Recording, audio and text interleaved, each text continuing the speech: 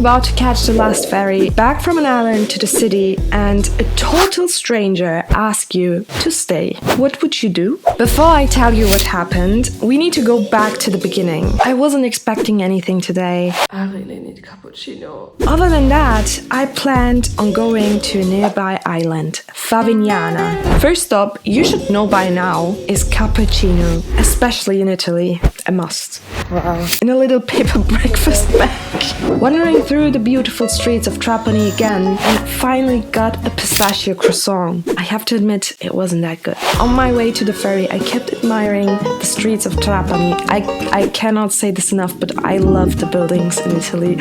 They just... Finally, I arrived in Favignana, a nearby island. First off, I rented a bike from this man with the titty tattoo on his arm. Gonna take my bike and go for a ride in Favignana. Gonna discover the whole city. Just got it from an OnlyFans consultant. Discovering the whole island with this bike, I discovered beautiful spots, crystal clear water and stony beaches. I mean, come on, look at me. There's different beauty that's coming like into my soul. It's the sun, the air, the water.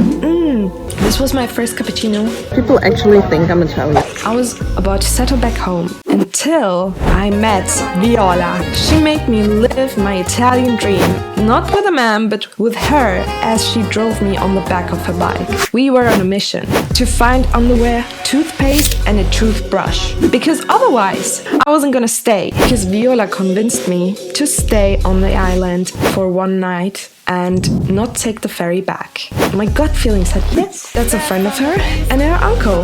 And the man who made it all possible. I'll explain why, right after I show you this pizza.